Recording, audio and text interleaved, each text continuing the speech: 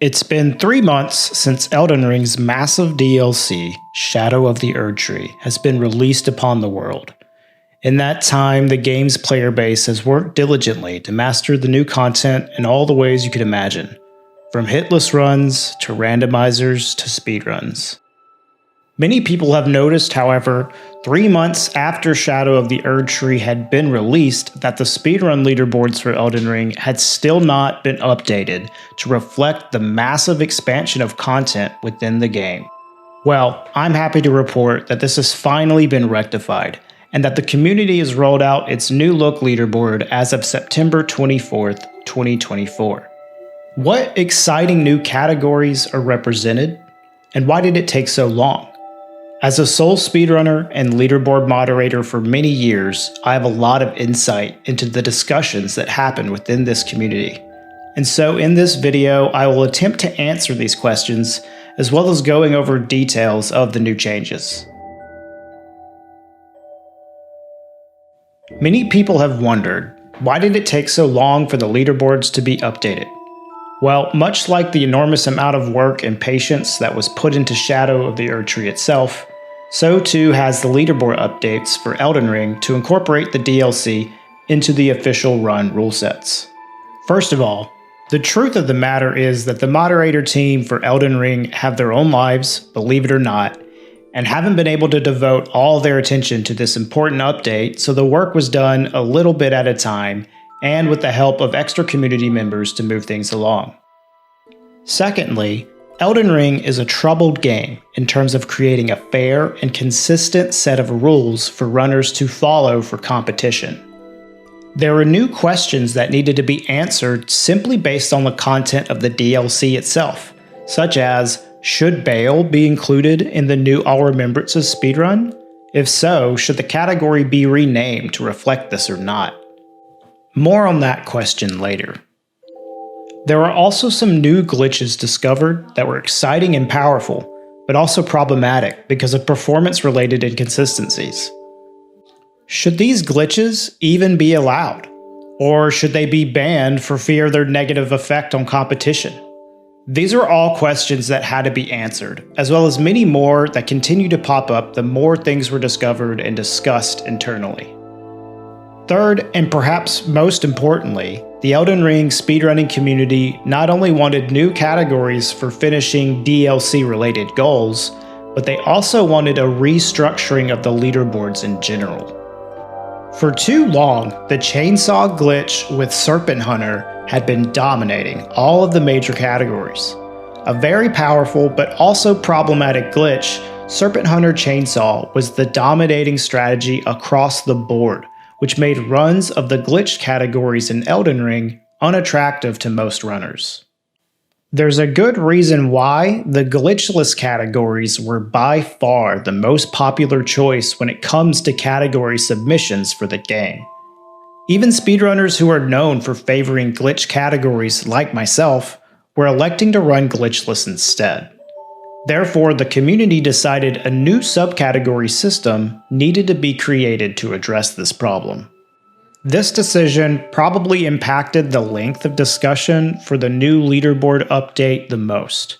But after everything is said and done, I think it will be a positive change for Elden Ring speedruns going forward. With that out of the way, let's move on to cover the changes themselves.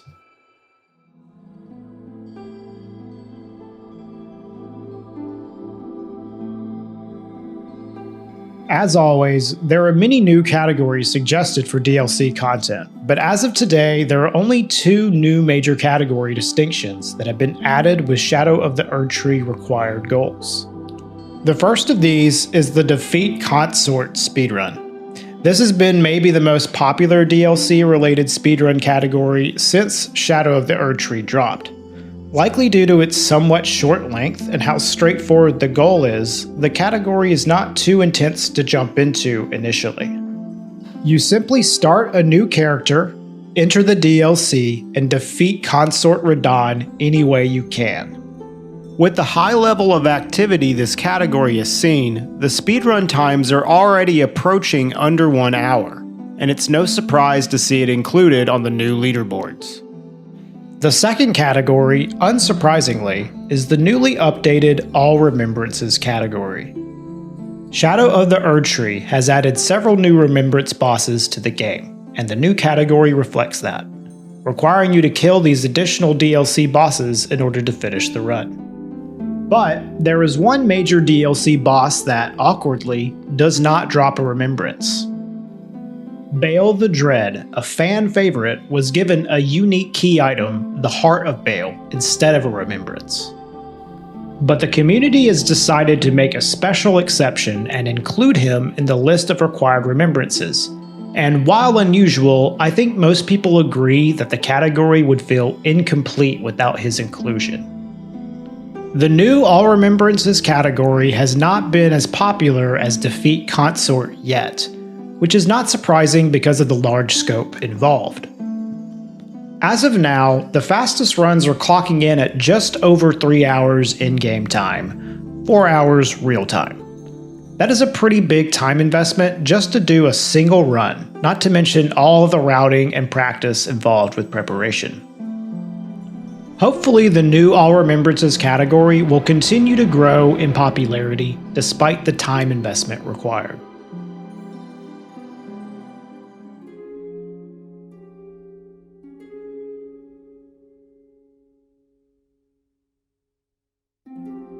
Elden Ring as an open-world action RPG has a lot of potential for variety in speedrunning routes between all the major category goals.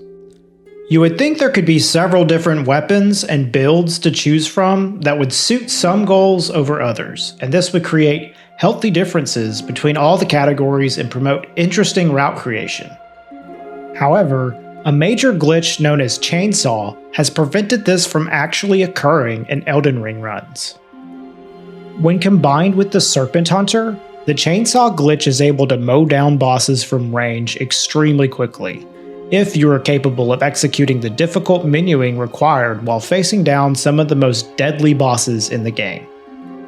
Because of this, the glitched categories in Elden Ring all became a matter of getting to Rykard's Arena in Volcano Manor, acquiring the Serpent Hunter, and cutting down every enemy in your path using the overpowered glitch. This was interesting for a short time, but the community soon grew tired of Serpent Hunter Chainsaw being the fastest strategy available for every major category in the game, due to the lack of variety and the boss encounters being less about skillfully navigating the fight and more about skillfully executing a menuing glitch. Not to downplay the value of skillful menuing execution, but it is easy to see why it wasn't desirable for this to be the meta for every glitched category. Not to mention, From Software to this day still has not fully patched the glitch. They have only made it more difficult to execute. Therefore, it is still possible to use Chainsaw in the newly created Shadow of the Erdtree categories. Glitchless categories are great, but there are still many runners that want to do speedruns with all the many interesting glitches that Elden Ring has to offer, but without the oppressive dominance of Chainsaw taking over every single category. Because of this, the community agreed that something needed to be done. The solution was to create a new subcategory system for every category. Those subcategories are unrestricted, restricted, and glitchless. For any percent, there is an additional subcategory for zips. Previously, the extremely short and broken zip category was known as any percent unrestricted. This is the zipping category that many are already familiar with.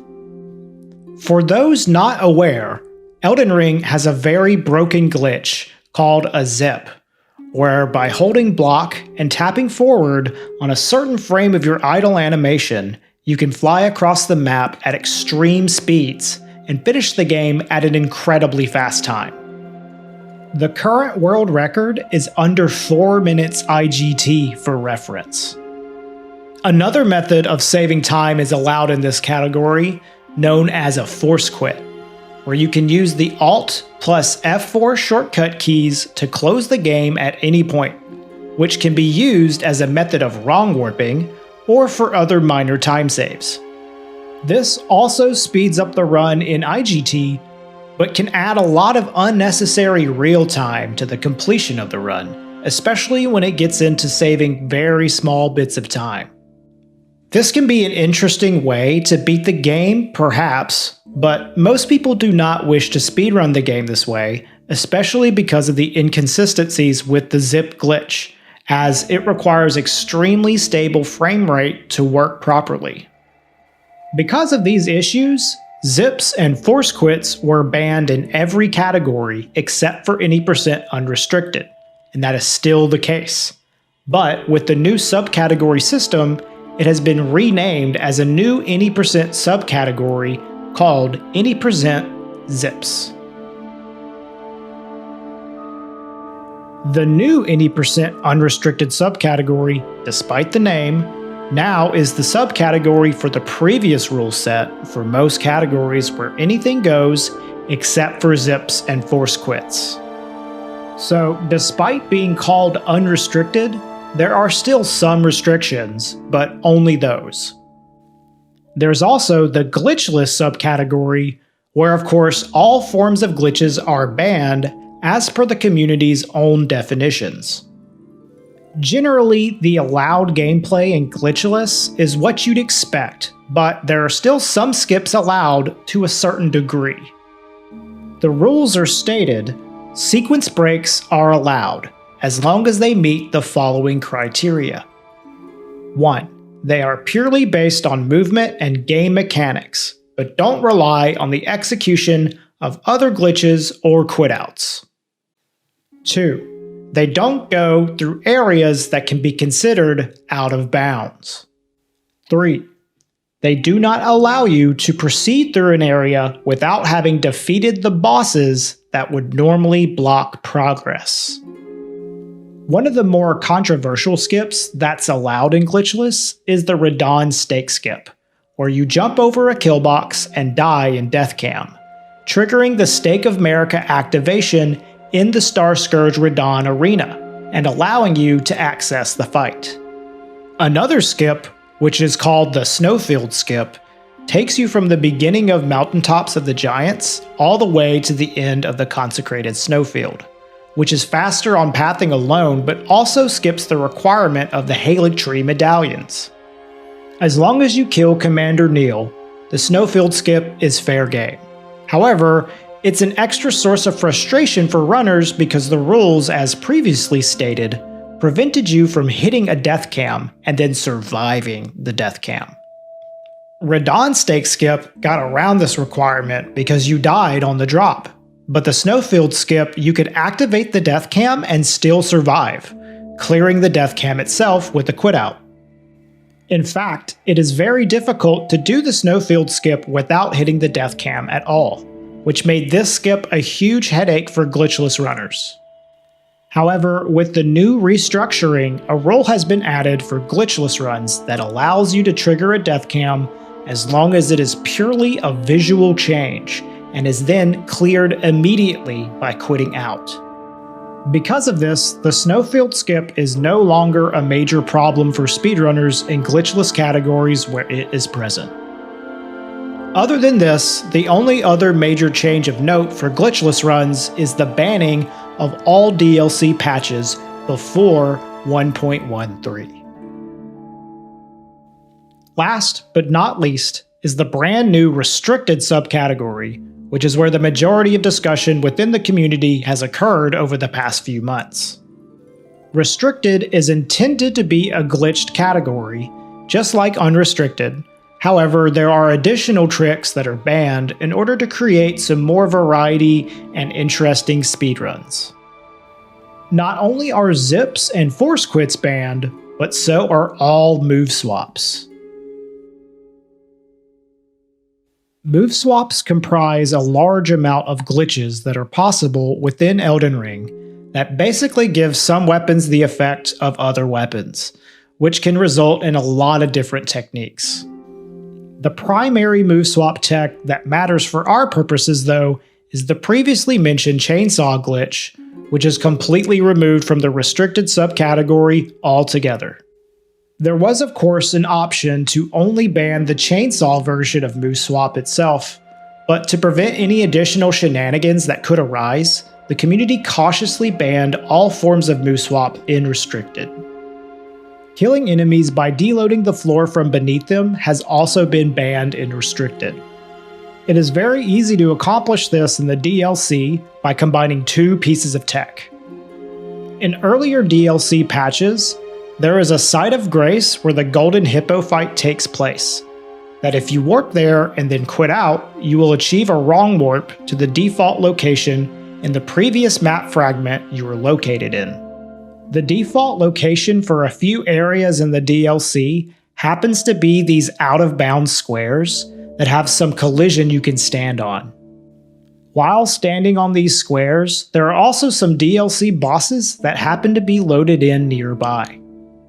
Using a held spell, such as Golden Vow, you can drop off this square where there are no kill boxes below and hold the spell while falling for as long as you want. Eventually, after about a minute, the floor beneath these enemies will begin to deload as you get far enough away, and the bosses standing there will drop to their deaths, granting you their remembrances. This is not possible nor convenient for every boss, but there are already 5 instances of run-viable deloads for bosses in the DLC. Shadowtree Avatar and Commander Gaius, which can be deloaded at the same time, as well as R'Lana, Romina, and Bale the Dread. All can be deloaded fairly quickly and without a lot of setup involved. This leaves only 6 Remembrance bosses in the DLC remaining as bosses you actually fight, which isn't a lot when you look at the entire Remembrance count of 26, but being nearly half of the exciting new DLC bosses was not desirable for many runners. Another concern with these deloads is that in the future, many more ways to quickly deload these bosses could be found and turn the restricted category into something just as lacking in variety as unrestricted runs have become. Therefore, deload kills were added to the banned techniques list in Restricted. My hope is that this new restricted subcategory will bring back a lot more interest in speedruns of the game outside of glitchless runs, now that the oppressive chainsaw glitch is no longer dominating the majority of the glitched categories. Any percent restricted has already brought back a mild resurgence of the old Ice Rind Hatchet route that was extremely prevalent when the game was first released, with the new world record by yours truly.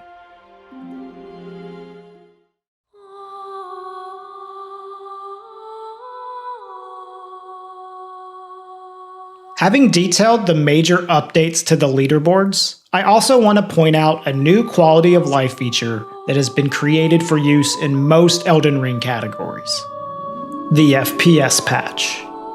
One of the more annoying quirks about Elden Ring is that the game is not very stable FPS-wise. There is a built-in 60 FPS cap, but the game fluctuates between frame rates constantly depending on how it runs, which depends on many factors, such as your hardware, where you are in the game, or even the weather conditions. Even with an extremely powerful machine, it is difficult to have the game running consistently at 60 FPS all the time. In addition to this instability, there are many speedrun related tricks and glitches that can vary depending on the frame rate of the game, causing a lot of headaches among runners. The zip glitch is a famous example of this, but a more recent example would be a glitch discovered right after the DLC was released, Legasus. Named after the famous Pegasus glitch, which was patched out of the game in 2022, Legasus was a glitch found shortly after the DLC was released. Although it doesn't require any DLC content, this was just a coincidence. Legasus allows you to sprint in the air with gravity disabled, although with a few restrictions, such as needing to use the bow zoom to change directions. Pegasus allowed you to ride Torrent in the air, but Legasus you have to use your legs, hence the clever name. The best use for this glitch is in all Remembrances speedruns. allowing you to skip the Darklight Catacombs, the Jori boss fight, and the Abyssal Woods on the way to Midra.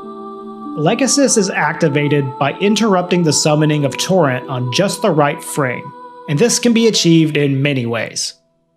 The most common way you see Legacy activated in runs is by using self-inflicted madness or sleep buildup from a Madness Stone or Lulling Branch, and timing the summoning of Torrent as the status tick finally pops on your character. This stagger animation interrupts the summoning of Torrent, and if done on the correct frame, you achieve the Legacy state. However, the rate at which your status effects build up is directly related to your frame rate. Runners were using queued actions to frame perfectly time their Legacy activations, but this was not consistent because of the variations in frame rate. Even using external programs that would cap the frame rate to something lower to improve the consistency wasn't working 100% either. All of these FPS-related headaches inspired a cheat engine table, soon to be integrated into the Elden Ring life split timer itself. That could force the game to think and calculate everything as if it were running at perfectly stable 60 FPS. A side effect of this is that the game effectively goes into slow motion whenever frame drops occur. So, despite being allowed for speedruns, it is only allowed to be turned on whenever a frame-dependent glitch such as Legacy is being executed. This is a big quality of life improvement for runs. It is very frustrating to lose large amounts of time in a speedrun simply due to FPS-related instabilities that are mostly out of the runner's control. Major glitches such as zips or Legacy that were known for their inconsistencies are now 100% consistent when using this patch, and the community has welcomed and allowed it as a result. Currently, this frame rate patch is not allowed in glitchless runs as it would have limited uses, but there is an outside possibility that could change in the future. Those are all the major changes to the leaderboards that I wanted to go over with you today. It's an exciting update for Elden Ring speedruns. For a game that is so popular and beloved, which has lots of gameplay potential for speedrunning, I think it's a bit of a shame that the speedrunning scene hasn't popped off for it as much as I think it could.